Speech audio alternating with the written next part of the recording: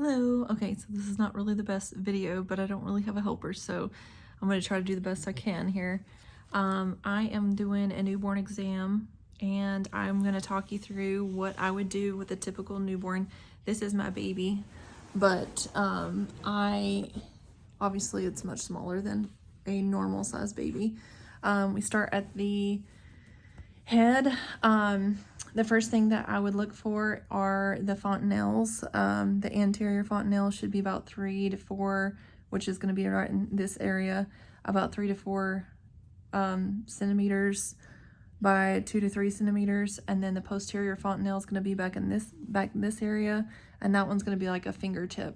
There's a suture line down the middle, so and then across right here and in the back. So in any of those places, there could be an overriding of the bones just due to the molding from the birth. Would be assessing to see if there's any kind of masses like a cephalohematoma or a caput. The caput typically crosses suture lines. Cephalohematoma does not. So I would see if there's any overriding, and then I would take I'm acting like this is a tape measure, and measure the infant's head. Normal infant head size is about 13 to 15 inches. Next, I would just examine the whole head just to make sure there's nothing else, no missing pieces, it feels like, or anything, and look at the back and feel all over that. Next, I would move down to the face. Look at the eyes. Usually they don't want to open their eyes at this point, so I might ask them if I could open up their little eyes and shine a little light. I need a little pen light. I don't have it with me, or an otoscope, I think is what it's called, to see the red reflex. That's when you shine it right into their eyes, you see a flash of red. That lets us know that there's no cataract. So I just want to make sure that there's no discharge from the eyes, that they're set pretty evenly on the face, that they're pretty symmetrical, and that they look fairly normal. Next, I might move to the ears. I'd also, whenever I look at the red reflex, look for the pupil size too. Ears, you're going to want them to make sure that they're not low set. So if you could look at this and draw a line from here to the top of the ear, that should be about equal. So look at the ears. You want to mess with the ears to see if they're firm. That can kind of tell us a little bit about gestational age. If they're very floppy, a lot of times that means that the baby's younger gestation than if the ear cartilage is firm. I would look at the nose next and make sure that the nasal passages are patent. We recently had a baby that didn't have a patent nasal passage, so that was interesting. Just look at that, make sure there's no obstructions or anything like that. Moving on, we go next to the mouth. I would just like to open up the mouth, look around in there, make sure there's no severe tongue ties. I'm not an expert at tongue ties, but I would definitely be able to probably notice if it was very apparent. Take my gloved finger, stick it in there to make sure that they have the sucking reflex, that they have a good strong suck, and then run your finger a little further back to make sure that the palate's completely closed. Make sure there's nothing else abnormal inside the mouth. Moving on to the neck, make sure that they can move their head back and forth pretty symmetrically, and that there's nothing going on with the clavicle. So you take your fingers and rub it across in this area to make sure there's no lumps, bumps, or anything like that. Next, moving down to the chest, we would be looking at the breast buds to make sure that they are a normal 5 to 10 millimeters for our full-term gestation baby.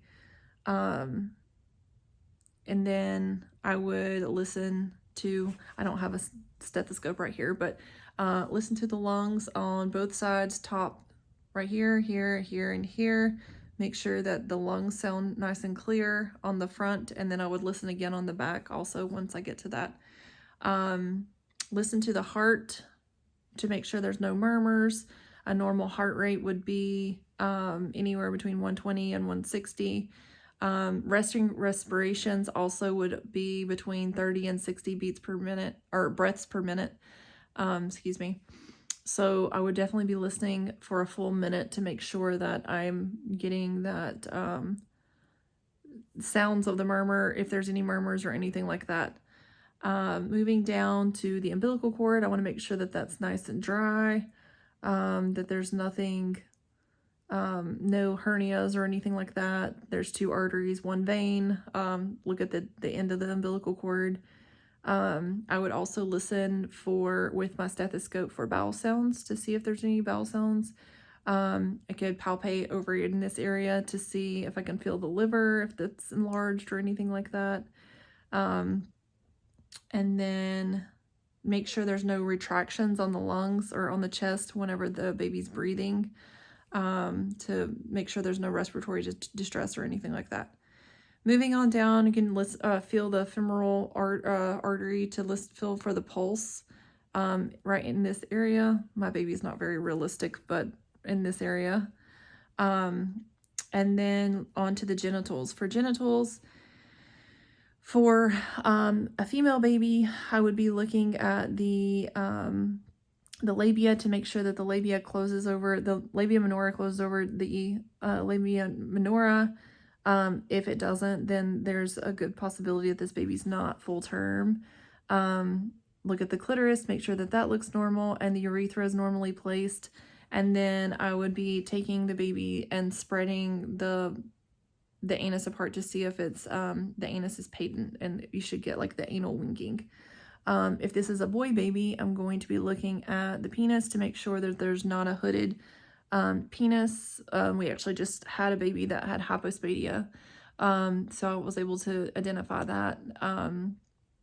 Hypospadia would be where the urethra is abnormally placed. It's not at the tip of the penis. This baby, it was underneath, but it can be on top also. So the foreskin was kind of retracted somewhat, I guess, but that's just how he was born. He also had a plethora of other issues, but that was one identifying thing.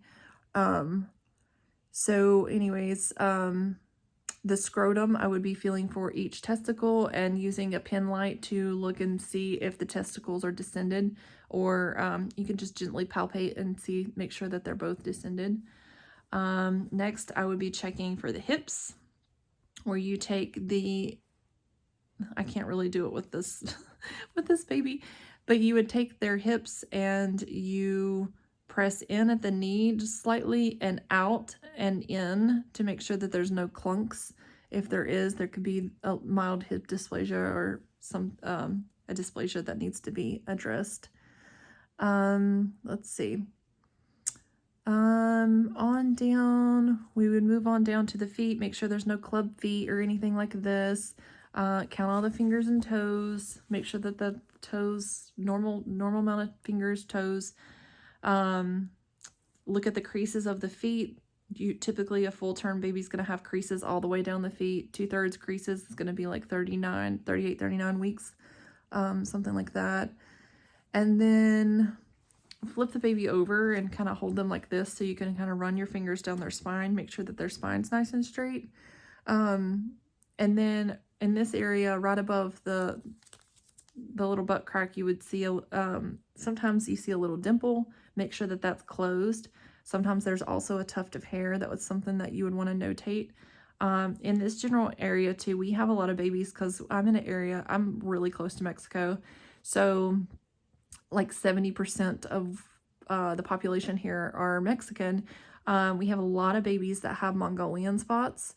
That's a normal thing that may or may not go away, but we see a lot of that. So I know that sometimes people think that could be bruising, but it's not.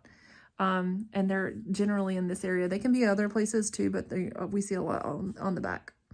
Going to be notating any birthmarks, rashes, overall skin appearance, is there vernix, their level of alertness, the baby, are they breathing okay, are they crying? You can kind of lay your hand over them to calm them, or I find that if you're not actively doing something right at the moment, if you just grab their hands and kind of hold your hand over them, that seems to calm them down. What's the tone like? What's their reflexes? Do they have their rooting reflex where they, you get your hand near them and they're just trying to like latch on to anything? The Moro reflex would be like the startle reflex where you can kind of grab their hands and like do something like this, and it makes the baby kind of like, startle. Grasping reflex, I think almost always while we're doing newborn exam, they kind of grasp onto your fingers. Babinski, you take your finger and kind of go up the middle of their foot. Making sure that all of their movements throughout their body seem to be pretty symmetrical. So if they're moving this arm, they're moving this arm also. They're not favoring one arm or over the other. We would obviously measure their overall length.